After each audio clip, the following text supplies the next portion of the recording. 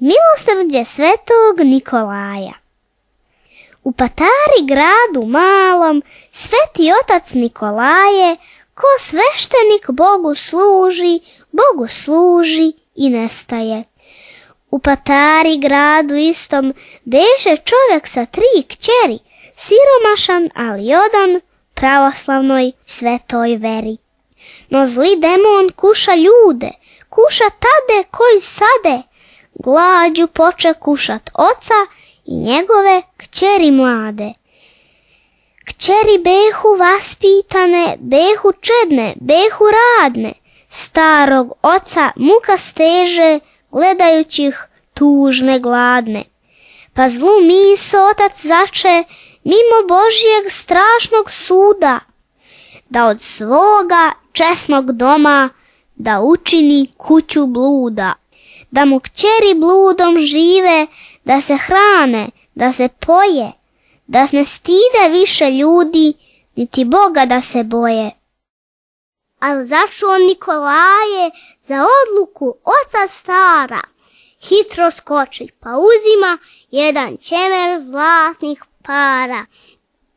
Pa kad beše tama legla i ko potop razlila se, sveti otac žuri gradom da 4 duše spase. Ide tajom, kroz mrak gusti, kroz sokaci, pa kad stiže ko da gmiže, čemer zlata u dom baci. Tame nesta, dan osvanu, siromašak čemer nađe, pa od čuda i od stida u zabuni on se nađe. Na kolena hitro kleče i zahvali poput neba, uze zlato, kupi hleba i ostalo sve što treba.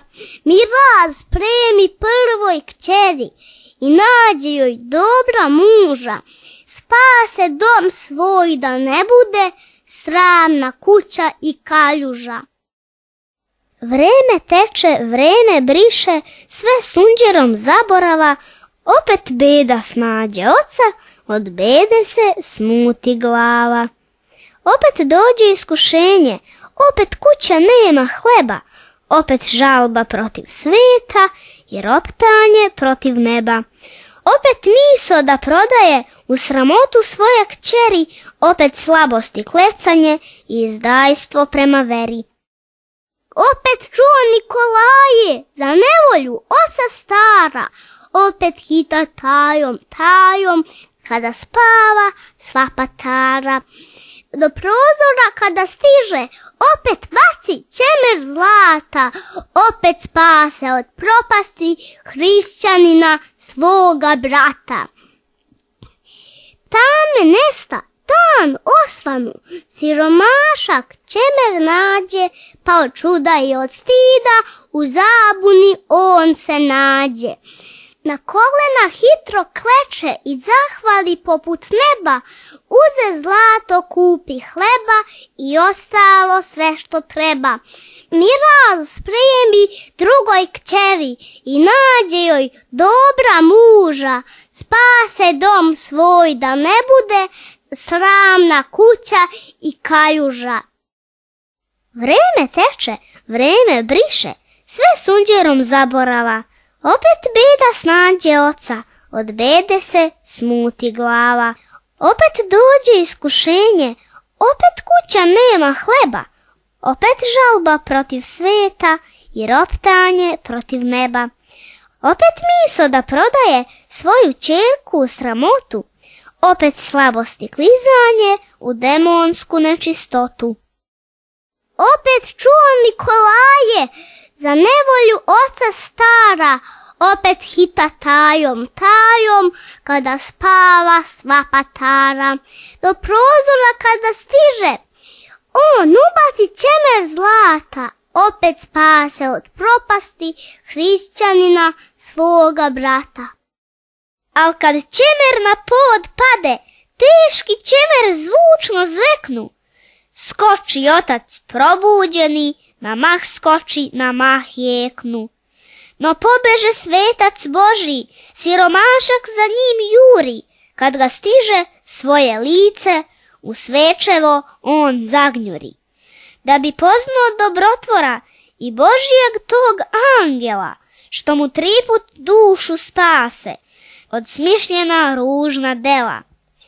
Pa poznade Nikolaja, čuvenoga u patari, i ljubi mu skut i ruku, pa zarida otac stari. Hvala tebi, Hristov slugo, hvala tebi, svešteniče, hvala tebi sad i navek, divni Božji ugodniče. O, oprosti grešno meni, oprosti mi zle namere, bez tebe bih ja postao zli izdajnik svete vere. Spominji me stalno, Oče, u tvojima molitvama, gle, čovjek sam i prevrtljiv, planem gasnem kao slama.